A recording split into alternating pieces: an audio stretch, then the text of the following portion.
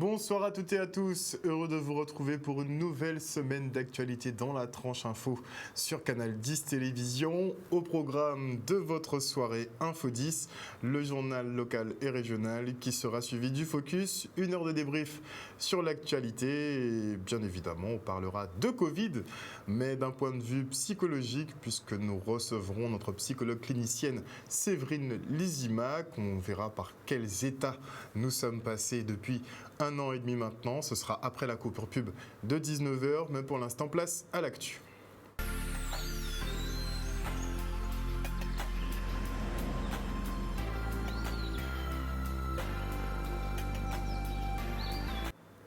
Nous sommes le lundi 20 septembre 2021 et voici les titres de ce journal. Suite à l'annonce préfectorale de leur réouverture ce mercredi, les restaurateurs sont inquiets et très inquiets, ne sachant pas à quelle sauce ils vont être mangés. Puis nous découvrirons la dernière création du projet Tsi Christophe autour de la sensibilisation à la sécurité routière. Et en fin d'édition, nous rendrons hommage à Lubin Ogoli, véritable pilier de l'étoile de Morne-à-l'Eau. Il s'est éteint. Et notez que les données épidémiologiques montrent une amélioration de la situation sanitaire. Ça fait bientôt 3 semaines déjà, effectivement, que les chiffres sont au vert. Le nombre de cas cumulés ce week-end, donc sur les 3 derniers jours, est de 173. Le taux de positivité continue de baisser et est à présent à 5,8%. Le taux d'incidence également, puisqu'il passe à 133,5. Aux alentours de 50, on reviendra à la normale. On note effectivement, grâce à cette amélioration, une réduction, encore une fois, du nombre de lits de réanimation.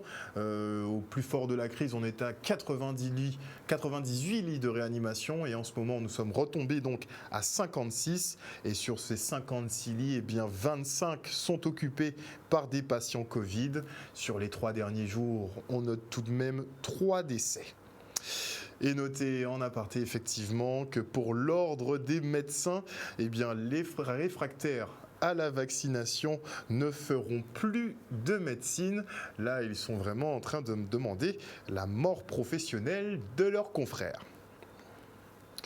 Et on va faire un tour du côté du CIST où les agents de la médecine du travail sont toujours mobilisés contre le pass sanitaire et l'obligation vaccinale. Le reportage. Alors, les résidents nous impactés par l'obligation vaccinale et nous, en tant que syndicat, sans compter les 9 organisations qui semblaient qu'a fait le liennage avec nous contre la loi liberticide là ça. Donc, portant sous l'appel général des organisations syndicales, nous rentrons en mouvement, puisque nous pouvons rassurer par rapport à la direction, puisque pour nous, il était appliqué le pass sanitaire et l'obligation vaccinale à partir du 15. Donc, d'emblée, nous mettons en mouvement le 9. Et ce n'est qu'à partir de vendredi dernier là que nous entamons des négociations. Nous pouvons dire que ça de bon augure pour les gens qui ont des libres choix à refuser de prendre vaccin. Donc pour l'instant, nous avons un bon larel pour sortir des situations là. La direction nous est au clair, il a dit qu'il peut contourner la loi, il peut marquer des bulletins qui caillent à l'encontre de la loi. Donc nous essayons de fonctionner avec des alternatives. C'est-à-dire que nous avons fait un courrier le 6 septembre dernier, où nous avons demandé plein de questions. Et dans ce courrier là, ça a des suggestions. Donc là, encore parce que la direction, nous, par rapport au dialogue social qu'elle a prôné, qui est sûrement par rapport à l'arrêt, la solution là, ça, proposer des bulletins qui fait que nous pouvons tomber dans un impasse, où un salarié qui peut prendre vaccin, qu'on la voit qu'à prévenir, qu'à mettre à disposition, ou qui pense à l'ERAI, ou qui suspend le contrat, et en bout de course, ou qui fouille dehors, quoi. Donc, nous avons dit non au licenciement déguisé, on va dire, mais oui aux solutions alternatives, de manière à ce que le travailleur continue à faire travailler en tranquillité d'esprit. Un reportage signé Olivier Félix. Et dans 2 jours à peine, les restaurateurs seront de nouveau autorisés à recevoir du public sous présentation du pass sanitaire. Une fausse bonne nouvelle pour les professionnels qui ne voient pas comment ils pourraient rentabiliser avec une restriction de déplacement de 10 km et un couvre-feu à 20h. Les confinements successifs ont d'ores et déjà gravement impacté l'activité de ces restaurateurs et cette demi-reprise n'annonce pas d'embellie finalement. On écoute Rui Vinenan.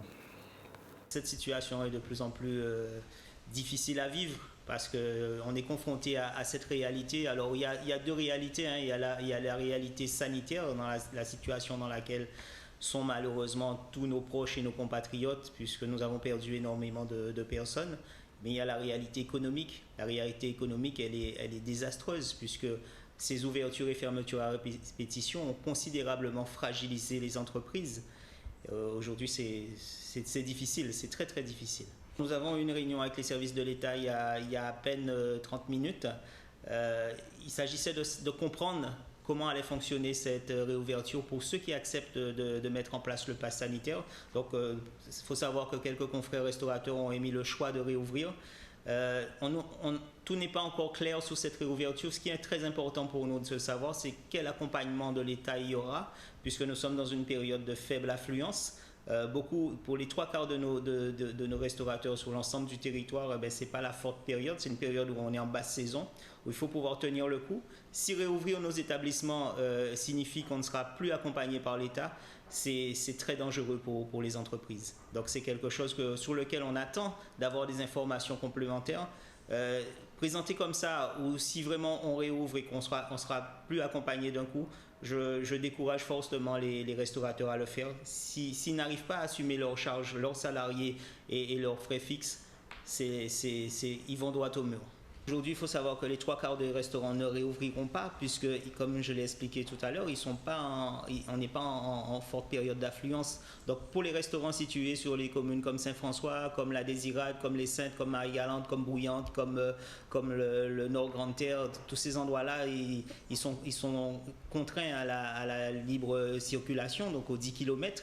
Il faut savoir que tant qu'il y aura des contraintes, tant qu'on sera en état d'urgence sanitaire, je demande à l'État de maintenir les accompagnements et les aides financières de manière à ce que nous puissions nous en sortir.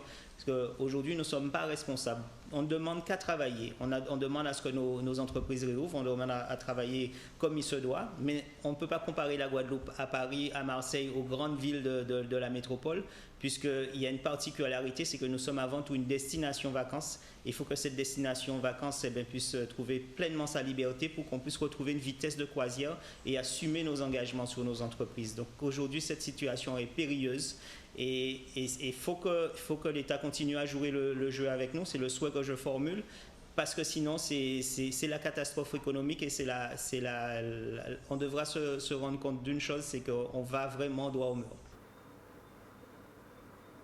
Effectivement, une demande qui a un écho favorable auprès de la préfecture qui annonce effectivement le maintien des aides aux restaurateurs. Et on a également la région Guadeloupe qui débloquera un fonds d'aide pour les acteurs de l'événementiel. Les piétons, cyclistes et motards paient, eux, un lourd tribut sur les routes de Guadeloupe. 40 personnes ont perdu la vie depuis le début de l'année, dont 60% d'usagers vulnérables. Des chiffres alarmants qui poussent à la sensibilisation de tout un chacun. Le projet de Ti Christophe revient d'ailleurs avec une 4e réalisation, cette fois-ci signée par l'artiste Jérôme Jean-Charles. Installée à Bas-du-Fort, cette sculpture en hommage à Warren Hérin, jeune espoir du cyclisme guadeloupéen fauché en plein entraînement, a été installé et inauguré ce matin. Le reste en images. L'objectif, en fait, il est beaucoup plus large, c'est-à-dire de pouvoir toucher les consciences des automobilistes. C'est par le prisme de l'art, hein. Donc je suis artiste et c'est ma contribution. Nous avons décidé avec Charles-Henri Copé de marquer les consciences en posant des œuvres d'art volumineuses. Écoutez, on a un nombre de tués qui est important sur les routes de Guadeloupe cette année. Nous avons enregistré malheureusement hier le 40e tué sur les routes. Et le constat qui est fait, c'est que très majoritairement, ces personnes décédées sur les routes étaient des usagers vulnérables, c'est-à-dire des piétons, des cyclistes ou des motocyclistes ou des motards. Alors ici, effectivement, on est sur la 4e œuvre, 4e et dernière œuvre du projet Ti Christophe. Donc nous voyons Ti Christophe dans une situation problématique, puisque là on va traiter de la thématique des cyclistes sur la route. On en déplore quelques-uns, et notamment un qui nous a marqué, dont l'œuvre qui est lui est dédié, c'est Warren Hérin. Donc nous pensons à ce jeune cycliste qui a perdu la vie en s'entraînant sur la route, mais il y en a eu après lui beaucoup d'autres. Donc tout ça en fait, cette œuvre va commémorer ou va honorer ces personnes. Alors, ce sont des œuvres devant lesquelles vont passer énormément d'usagers, au même titre que les autres sculptures qui ont été déjà mises en place au cours des années précédentes. Et nous espérons qu'elles permettront de sensibiliser les usagers de la route sur le fait de respecter les usagers vulnérables que sont les piétons, les cyclistes et les motards. On a, de par l'association Warren Hérin, ils sont d'une manière indirectement associés, mais on n'a pas directement travaillé avec eux, bien que certains clubs nous ont aidés d'une autre manière, mais là, non. La flore guadeloupéenne est aussi variée que spectaculaire avec ses 1706 espèces, dont 24 strictement endémiques à l'archipel. Une richesse qui peut se perdre au fil du temps entre déforestation, l'apparition de plantes invasibles ou encore le développement urbain et agricole. Notez que 5 espèces de chez nous ont d'ores et déjà disparu et que plus de 250 sont menacées, remettant en cause l'équilibre de notre biodiversité. Chaque espèce a un rôle bien précis dans l'écosystème et la disparition de la moindre d'entre elles a donc des conséquences. Regardez. Première fois que l'état de la flore a été évalué en Guadeloupe. Donc sur les 1706 espèces de la flore vasculaire évaluées, on a 256 espèces menacées ou quasi menacées de disparition, c'est-à-dire presque 1 sur 5. La DEAL a accompagné l'Union internationale de conservation de la nature et le Muséum d'histoire naturelle pour conduire pendant 3 ans l'évaluation de l'état de la flore en réunissant l'ensemble des botanistes qui avaient des connaissances sur les groupes qui ont été évalués durant ces 3 années. Par exemple, en danger critique d'extinction, le gaillac, et en danger d'extinction, le cactus tête à l'anglais, pour lesquels sont conduites des actions. On peut citer celle-là, mais le parc vous détaillera dans quelques jours plus en détail ce qui est fait. Il y a des enclos de protection à la désirade pour éviter le piétinement et le prélèvement de ces cactus. Et là, le gaillac avec des programmes de multiplication sur les îlets de petite terre. Nous, ce qu'on fait en fait au niveau de la DEAL, c'est qu'on finance la connaissance. Donc on fait une étude sur les myrtacées, en ce moment sur la flore. On met à jour l'herbier de Guadeloupe. On a financé l'élaboration des listes rouges pour avoir l'évaluation. On donne des avis sur les aménagements parce qu'on élabore aussi les arrêtés ministériels de protection de la flore. Donc quand il y a un aménagement sur le terrain et qu'il y a une espèce protégée, en fait l'aménageur doit éviter, réduire ou compenser l'impact. On peut citer un exemple de translocation d'orchidées qui a permis de faire un aménagement d'intérêt public majeur. Et on lutte contre les espèces exotiques envahissantes en publiant des listes d'espèces introduites de territoire, interdites d'introduction, de présence sur le territoire et d'introduction dans le milieu naturel. Sur le site internet de la DEAL, vous avez un guide qui aide à l'identification de ces espèces exotiques envahissantes qui viennent en concurrence de la flore menacée et protégée. Si les plantes sont endémiques, c'est-à-dire que toute la population de ces plantes sont présentes uniquement en Guadeloupe, c'est une perte au niveau mondial. En fait, si l'espèce disparaît, elle disparaît au niveau mondial. Et on sait qu'en fait, chaque espèce a son rôle bien précis dans le fonctionnement de l'écosystème et dans les chaînes alimentaires et dans le fonctionnement général. Donc la disparition d'une plante a des conséquences sur toutes les autres, sur les animaux. Et après, on peut remonter jusqu'à l'homme avec la production d'oxygène par les arbres. Si on peut aller très loin. La DEAL a financé et contribué à l'élaboration de la première liste rouge de la faune qui comprendra tous les groupes. Parce que jusqu'à présent, il n'y avait que les oiseaux qui avaient été évalués. Et donc là, ça a été aussi 2 ans de travail. Et le même fascicule sortira en fin d'année pour la faune. Un reportage signé Charlie Dagonia. Et retour maintenant sur le SEMACT, un séminaire autour des douleurs de règles qui touche 25% des femmes en âge de procréer. Et si les dysménorrhées sont communes à beaucoup de femmes, elles ne sont pas normales pour autant et peuvent cacher des problèmes plus graves comme l'endométriose ou les fibromes. S'en suivent une série de soucis, par exemple, pour avoir des enfants. En tout cas, plus d'une trentaine de spécialistes étaient là pour conseiller ces dames. Regardez. Tout l'enjeu pour nous aujourd'hui, c'était de faire mieux comprendre cette pathologie, ces pathologies qui impactent la vie de nombreuses femmes. Et aujourd'hui, avec le panel d'experts que nous avions à peu près, sur les 2 jours, nous avons eu 31 interventions, des experts, des spécialistes, gynécologues, obstétriciens. Nous estimons que nous avons fait en tout cas un premier pas vers une meilleure compréhension de la santé de la femme et espérons que finalement cette rencontre aura permis à de nombreuses personnes de lever le voile finalement sur les douleurs menstruelles et bien évidemment aux collatéraux, aux amis, aux parents, aux encadrants scolaires, aux professionnels de peut-être mieux entendre la souffrance des femmes quand elles disent « j'ai mal aux règles à cause de mes règles ». Cette journée nous a permis de faire le point des pathologies que rencontre la femme, plus particulièrement les femmes jeunes. Et ces pathologies, c'est déjà l'endométriose qui peut commencer dès l'adolescence, les fibromes, les kystes de l'ovaire. Et toutes ces pathologies vont avoir des répercussions sur la vie de la femme. Cela veut dire qu'il peut avoir sur la douleur, avec les risques d'absentéisme à l'école chez la jeune et au travail pour la jeune femme, mais aussi des risques d'infertilité. Les femmes qui ne peuvent pas avoir d'enfants, et quand une femme n'arrive pas à avoir d'enfants, il y a un risque certain sur l'avenir de son couple. C'est la raison pour laquelle nous avons déjà mis en place un projet pédagogique avec le lycée Félix Proto, avec le soutien du rectorat, de façon à pouvoir sensibiliser les jeunes aux douleurs des règles, leur expliquer comment ça marche, comment marchent les règles et que les douleurs ne sont pas normales.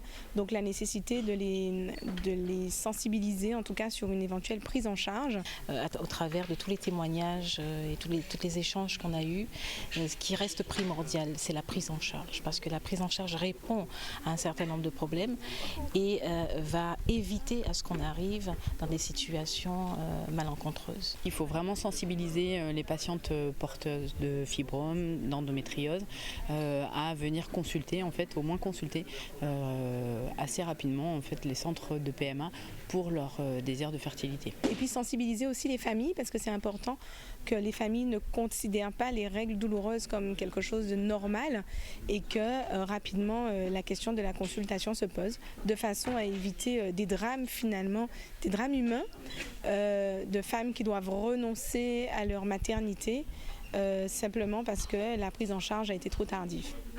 Et concernant les douleurs de règles, effectivement, il y a beaucoup de questions à se poser, puisque notre société, principalement patriarcale, malheureusement ne prend pas en compte vraiment ce genre de problématiques. Et c'est bien effectivement qu'on essaie d'inverser la tendance. On devrait d'ailleurs penser à des petits jours fériés pour ces femmes qui souffrent effectivement de règles douloureuses. En fait, pas fériés, mais en tout cas chômées, où on pourrait trouver une solution. Et avant de se quitter, on rend hommage à Lubin Ogoli, véritable pilier de l'Étoile de l'Ouest de Mordalo, qui s'est éteint. Regardez. Un emblème et j'ai presque envie de dire un père. Lubin Ogoli est resté président pendant 25 ans. Il a côtoyé et formé des générations d'hommes. Il a contribué aussi à nous doter avec ses amis d'un patrimoine qui aujourd'hui est évalué à 2,5 millions. Toutes ces choses font que l'Étoile est respectée grâce à son action. Bien évidemment, celle de ceux-là qui l'ont précédé, mais surtout parce qu'il est arrivé à une époque charnière où il fallait qu'on devienne champion de la Guadeloupe, il fallait qu'on occupe l'espace public sportif guadeloupéen et il a été un acteur formidable. Un grand frère, dans ce qui me concerne, j'étais étudiant et je me rappelle qu'il m'a beaucoup aidé lorsque j'avais des travaux de recherche à faire. Donc à l'époque où effectivement il n'y avait pas les réseaux sociaux, il fallait écrire, passer par la poste et il m'envoyait des documents qui m'ont permis de travailler. Et je crois aussi qu'en dehors de ça, ce qui est tout à fait personnel, Lubin Ogoli a toujours donné le sentiment qu'il était intime avec tout le monde puisqu'il était à l'écoute des autres. Il a d'abord travaillé dans l'agriculture, dans nos grandes terres, ce qui lui a permis de rencontrer beaucoup de gens, de rencontrer les sans-dents, les petits gens. Et il a bien compris quelle était leur détresse. Il a passé un concours de la police et de là où il était, il a aussi beaucoup aidé, beaucoup accompagné, beaucoup contribué. Je crois que beaucoup de Guadeloupéens lui doivent quelque chose dans leur réussite, dans leur accession. Et puis, quand il a quitté la présidence de l'Étoile, n'oublions pas de dire qu'avec Antoine Chauvinot, ils avaient hypothéqué leurs biens pour que nous ayons ce local-là que vous voyez ici. Donc, quand il a quitté l'Étoile, il s'est engagé dans la société civile, dans la lutte contre le cancer. Il a été trésorier de la Ligue. Il a fait partie aussi de bon nombre d'institutions publiques, se donnant sans compter et disant que c'était sa raison de vivre. Et hélas, la vie l'a quitté, mais je pense que sa mémoire, l'âme qu'il a su forger, les choses étincelantes, lumineuses qu'il a su faire, sont en nous pour que notre génération et celles qui vont suivre puissent assurer cela et nous permettre à nos étoilistes, mais aussi aux Guadeloupéens, d'être fiers d'eux et d'être en l'estime d'eux-mêmes. Voilà, chers téléspectateurs, nous sommes donc arrivés au terme de ce journal. Merci pour votre fidélité à ce programme. N'oubliez pas que sur Canal 10 Télévision, vous faites l'information que nous diffusons. Le journal revient demain à 18h30. Passez une excellente soirée à l'écoute de nos programmes. Des bisous, des bisous.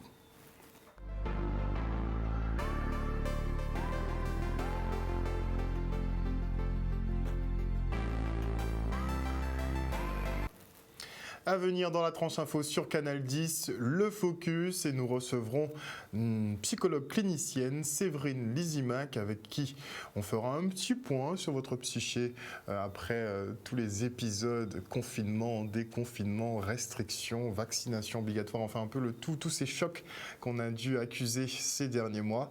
On fera un débrief dessus avec elle, ce sera après la coupure pub, et avant cela, je dis bonsoir à Félix Mileni, bonsoir à Teddy Bamberg, bonsoir à Kitoun Cyprien, bonsoir à Patricia Jamétal, bonsoir à Jimika Magouva Aliar, bonsoir à Philippe Belair, à Pierre Archimède, à Madoli Moueza, bonsoir également à Moïse Caramel, bonsoir à Viviane Coton, bonsoir à Vanessa JW, à Lauralie Gervelas, à Marie Rutil, à Joël Bazit, à Eric Honestas, à Marie-Hélène Borès, bonsoir également à Béatrice Nourel Mamillon, bonsoir à Louis Rebirth, bonsoir à Marius Labissi. Marius Labissi qui nous dit « Tous les touristes qui veulent venir en Guadeloupe en décembre doivent se préparer à respecter la quarantaine. » Une Guadeloupe ira vérifier ça.